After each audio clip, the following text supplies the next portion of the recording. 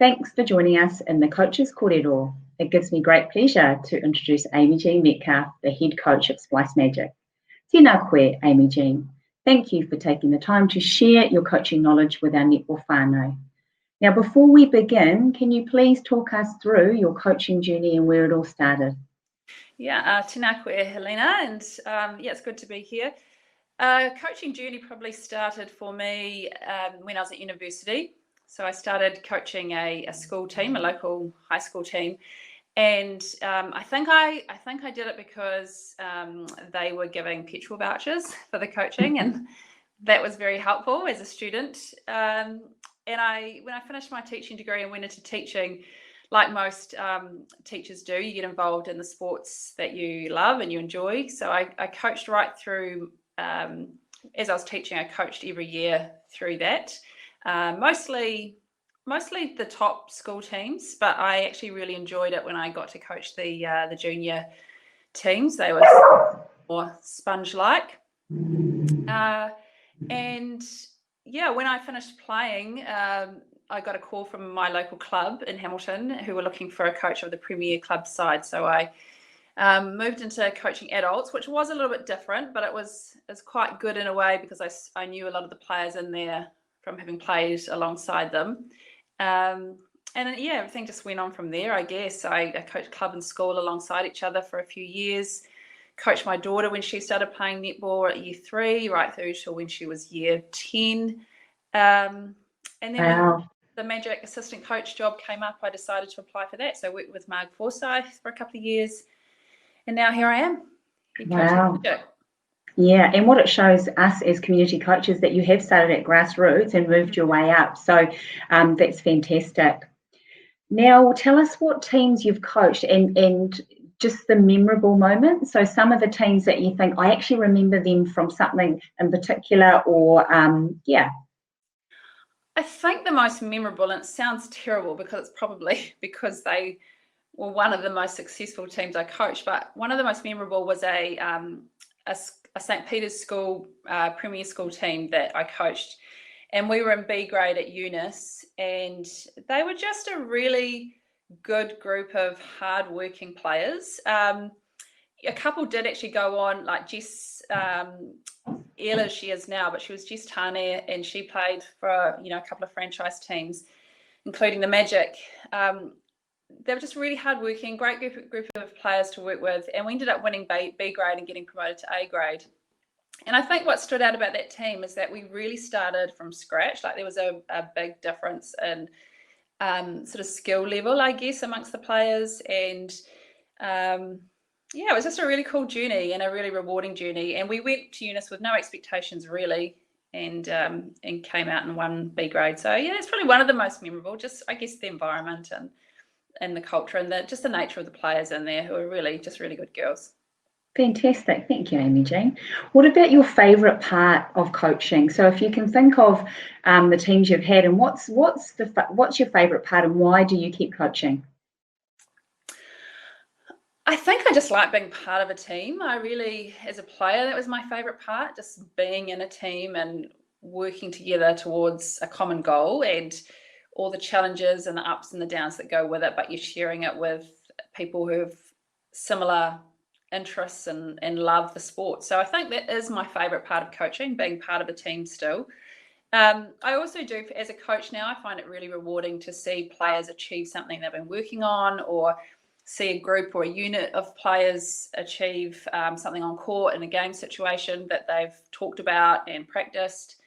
I guess that development side is still really important to me, even though I'm now in the performance arena. That development's still very important, and whenever you see progress, either in individuals or a team, that's pretty cool.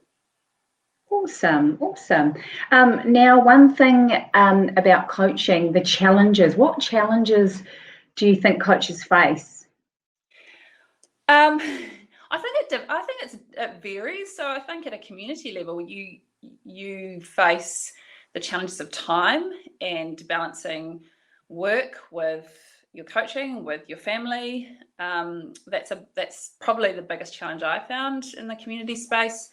Now it's different. I find and most of us do come from that community space. So when you move into performance area, there's a real focus on outcomes and results, but you're still very much driven by, I guess, the development of players and the team. So balancing that out, so not getting too focused on the results and the outcome and what people are, expecting of you, and also, making sure that every player that comes through your team or under your guidance, I guess, comes out of it with something, whether you've won, lost, whatever it is. So yeah, balancing that's probably the biggest challenge I've found. Yeah. So you talk about the outcome and not being outcome focused. How do we tell our community coaches that, like you were saying, it's just about developing players and trying not to take everything to heart, because we do as coaches? What sort of what feedback can you give our community coaches on that? I don't know, because I think I was pretty terrible at that, to be honest. I think we're involved in sport because we love competition and we love competing, and we all do and like to win. So it is a hard one, and I think at the end of the day, it's why, what is the role of the coach? And I do believe that you are there to develop individuals and the team. So measuring your success, I guess, in lots of different ways. So measuring your success by improvement or progress, or finally getting players to treat each other with respect when maybe they didn't at the start. Or, if you think you've got lots of different measures of your success, then whatever happens at the end, whether it's winning a championship or not, you've got, some real reward out of it, and so will the players have got reward out of it. And that's probably the thing, just to keep reminding ourselves of that, even though the success is what other people see, what we see in front of us day to day, there's lots of wins there as well. Absolutely. Thank you very much. That's some great feedback for our coaches. Okay, so we're going to move into our hot topic, which is planning today. So talking about planning, what processes do you go through when you create your plan? So if we're thinking about, where do you start? How do you break it down? The different aspects, and how do you also keep focus with player goals? Yeah, well, there's a lot in there. I think I tend to start with like the big picture. So what do you want? How do you want your team to look? How do you want them to play? What values are important to you in terms of what you can then pass on to your team, your players and the team, about how they're going to represent those values. And then it's, I guess, matching all of that stuff with your coaching philosophy. So again, what do you want to get out of the season? What's important to you? And then is that going to be important to the players as well? So it's kind of that big picture thinking. I guess it's like a vision type thing, philosophy type, being clear on that. And then for us, looking at the players that you've got in front of you, and that sort of determines what the game plan looks like. But once you've got your vision, you can then, the game plan tends to fall into place with that, and the players tend to fall into that plan as well. From a logistical point of view, that's really important to me to get that sorted really early in the piece. So setting the calendar, making sure that venues are available for training, or what you've got available for training, any resources or help that you might need. So for us, we're very lucky in that we get to have staff to help us in all areas. So making sure you've got the right people as part of your team to support what you want to do.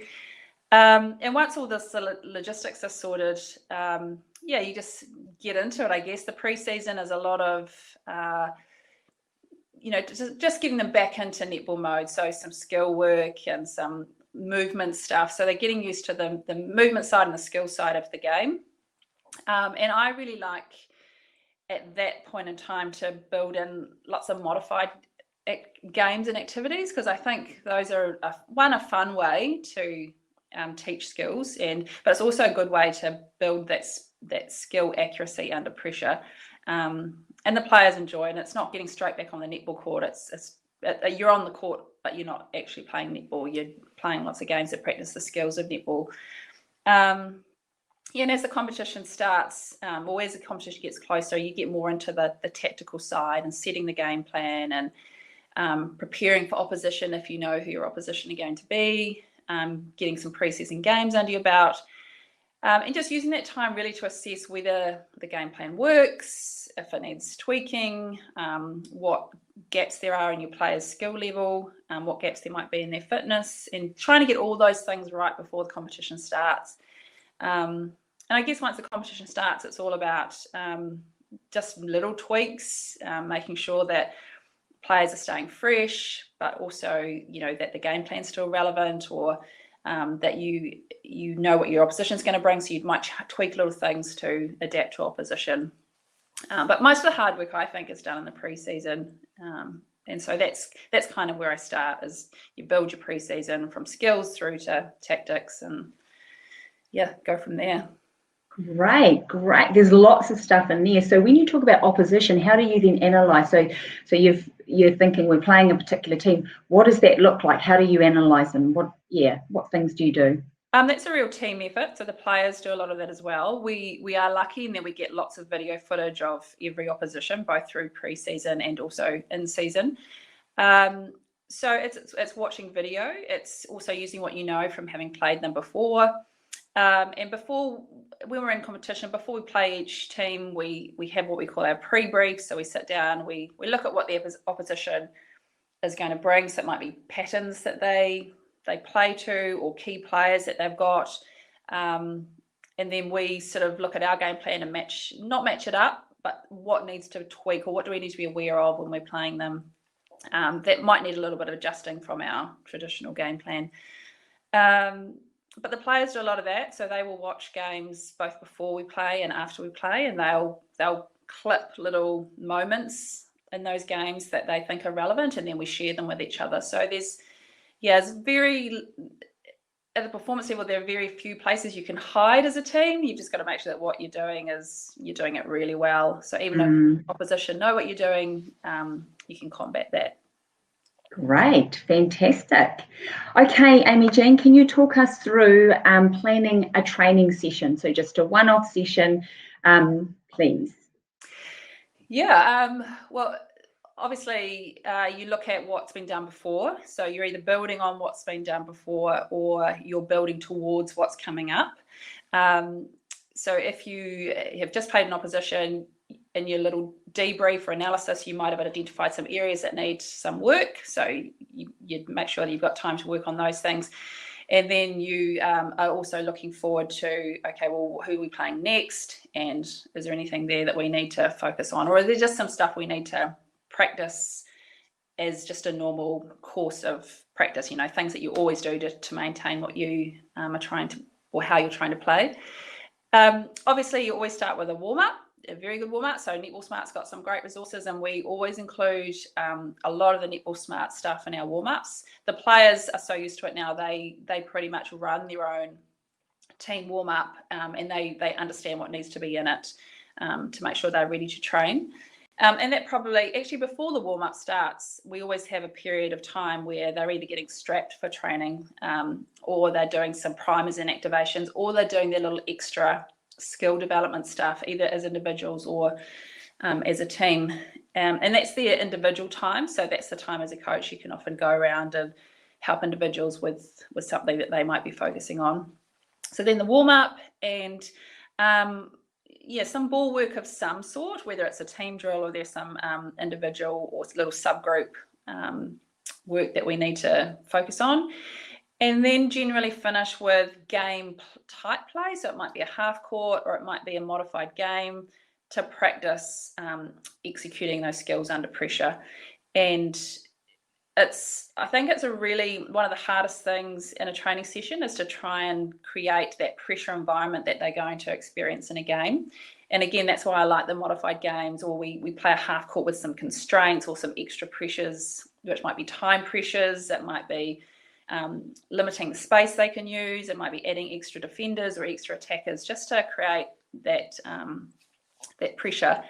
And sometimes adding a competitive element, actually often adding a competitive element, because again, that creates pressure, but it also the players really love seeing who can come out on top, whether it's attack versus D or whatever it is.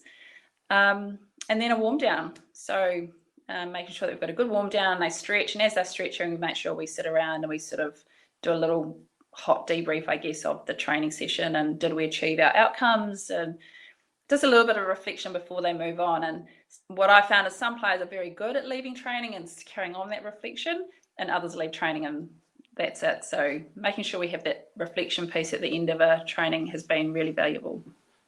Awesome. Do you work on that reflection piece? So prior to the season or at any time, do you have anyone come in to talk about how the girls can reflect, or do you just talk as a team? How does that look? Yeah, it changes. It changes because if you ask and reflect in the same way, you often get kind of answers that are just going through the motions. So sometimes the players will lead that reflection, and it can be related to what our team values are. It can be related to what goals or focuses we had for that training session. It might be related to something they've done in a sports psych session that they wanted to practice in that training. So we try and always link it back to something that's relevant, so they can reflect. And sometimes it's a share with your partner type activity, sometimes it's a little subgroup, other times we do it as a whole team. Yeah, we just mix it up, so it's a bit varied. And you know, some players will always bring their journal and write stuff down as well, so there's different ways you can do it. Great, fantastic. So that leads on to my next question. So how do coaches plan activities that relate to the context of the game? So something they've identified something in a game, and then to be able to take that and then put it into training. How can coaches do that? I think it's just it's a bit of trial and error, and it's practice. It's the part of coaching that I actually really enjoy, being able to see, and I think all coaches are very good problem solvers, but you see something that needs to be worked on and then come up with an idea or an activity or a drill that incorporates those things. So I do enjoy the challenge of doing that, and sometimes you put something together and you're not sure how it's going to work, and it can come out with totally different outcomes than you expected, or it can be amazing. You think, wow, that was cool, it was spot on.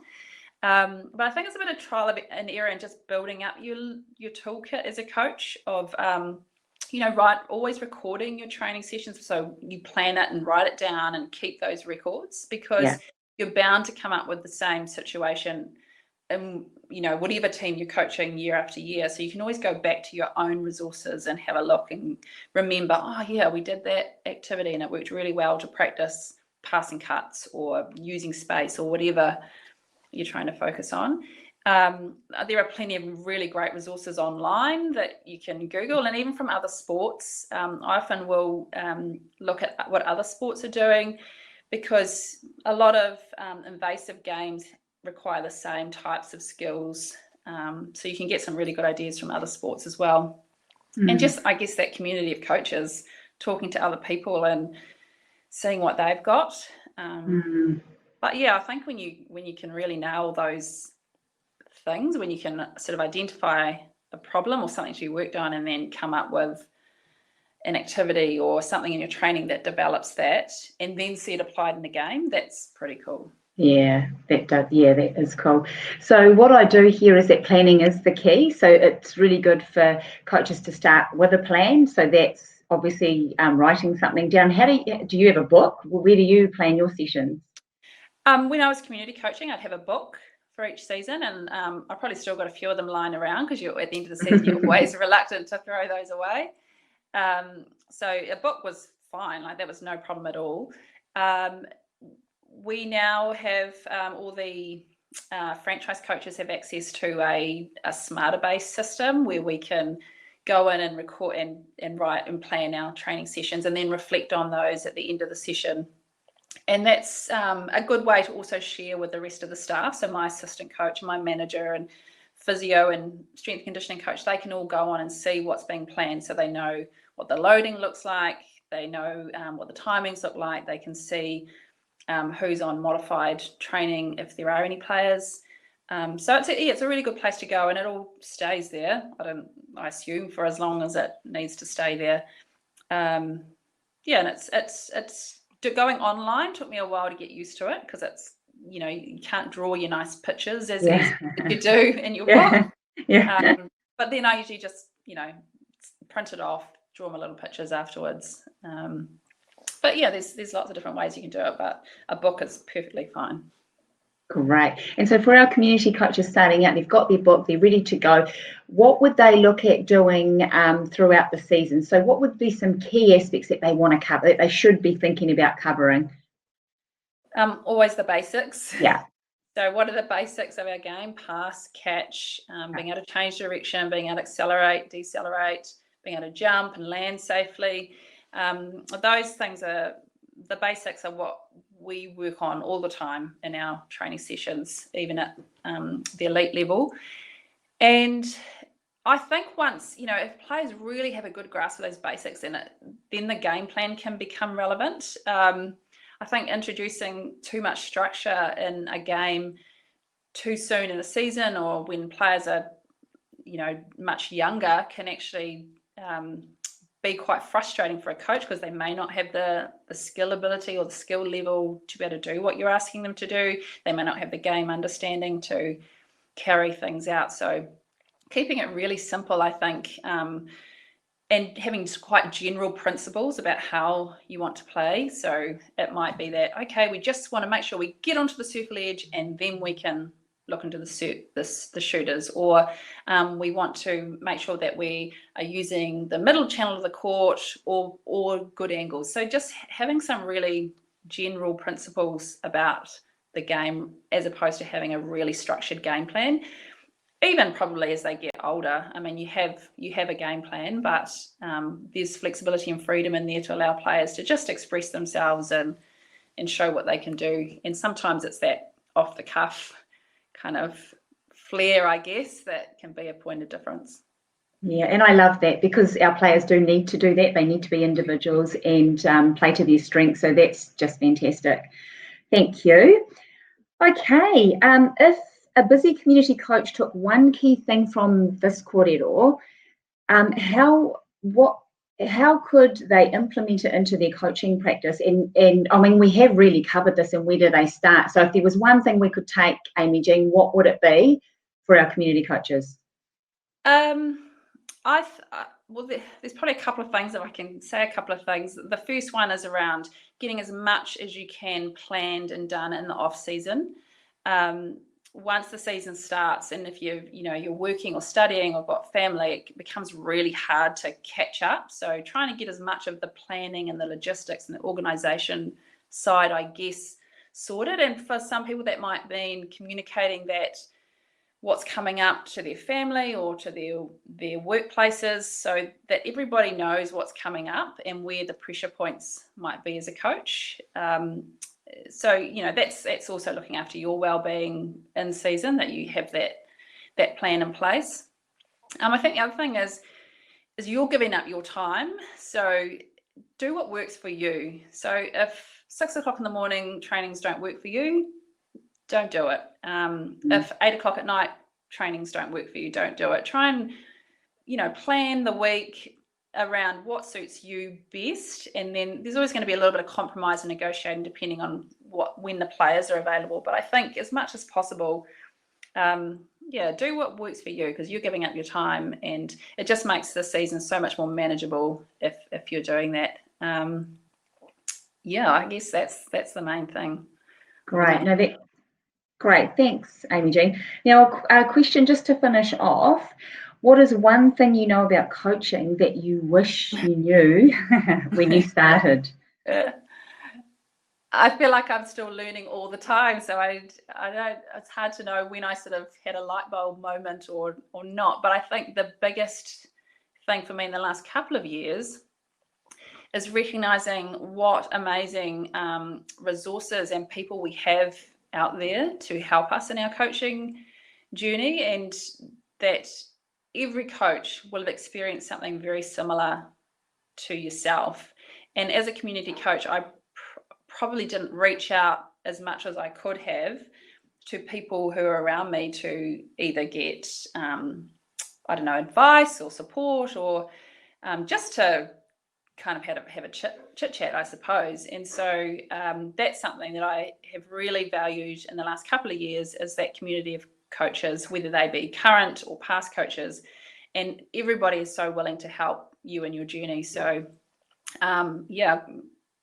reach out, ask for help. Don't be afraid to link in with somebody and go and observe, even if it's in other sports too. Go and observe what's happening, catch up with a coffee with people, because I think it's a really cool thing that I wish I'd done as a community coach that would have enhanced the experience for me, I suppose.